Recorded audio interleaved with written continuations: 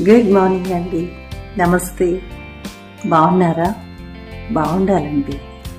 ఇప్పుడు బాగుండాలి. మీరు హ్యాపీగా, హెల్తీగా, పీస్ఫుల్గా, స్ట్రాంగ్గా, స్ట్రెస్ ఫ్రీగా ఉండాలి.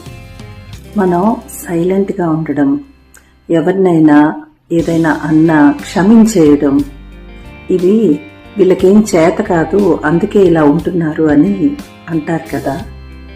అస్సలు కాదండి. అది చేత కాకపోవడం కాదు, బలహీనం కాదు. ఎంతో స్ట్రాంగ్గా ఉంటే తప్ప అది చేయలేరు. అలా మిమ్మల్ని ఎవరైనా బాధ పెడితే మీరెంత బాధపడతారు? అదే బాధని మీరు ఇంకొకరికి పెడితే వాళ్ళు అంతే బాధపడతారు కదా. వాళ్ళని మనం ఒక మాట ఫాస్ట్గా ఎమోషనల్గా అనేయడం వల్ల మీ బాధ ఏమన్నా తగ్గుతుందా? ఇంకా ఎమోషనల్గా మీరు డిస్టర్బ్ అయిపోతారు. చాలా కాంప్లికేట్ అయిపోతుంది ఇష్యూ. ఒకటి గుర్తుపెట్టుకోండి, 100% మీరు హ్యాపీగా ఉండడమే ఇంపార్టెంట్ కదా.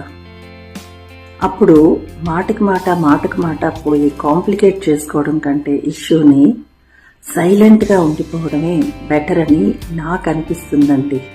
ఎందుకంటే మీరు మాటకు మాట తిరిగి రివర్స్లో కోపంగా అనేయడం వల్ల కంట్రోల్ ఉండదు. ఏం మాట్లాడతారో మీకే తెలియదు, తెలియని మాటలు వచ్చేస్తాయి.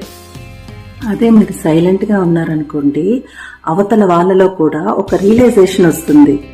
అయ్యో, నేను ఇన్ని అన్నా కూడా తిరిగి ఒక్క మాట కూడా అనకుండా ఉన్నారే అనే ఒక మార్పు వాళ్ళలో రావడానికి అవకాశం ఉంటుంది. అది వచ్చినా రాకపోయినా అట్లీస్ట్ మీరు పీస్ఫుల్గా ఉంటారు కదా. అవునా కాదా? చెప్పండి, మీరే ఆలోచించండి. నాకు కింద కామెంట్స్లో పెట్టండి. నేనైతే అలాగే అనుకుంటాను. సైలెన్స్ అండ్ స్మైల్, దానివల్ల వాళ్ళకేదో మీరు ఫేవర్ చేస్తున్నట్టు కాదు, మీకు మీరే ఫేవర్ చేసుకుంటున్నట్లు మీకు మీరే హ్యాపీగా ఉంటారు, ప్రశాంతంగా ఉంటారు. అల్టిమేట్గా కావాల్సింది అదే కదా. ఆలోచించండి.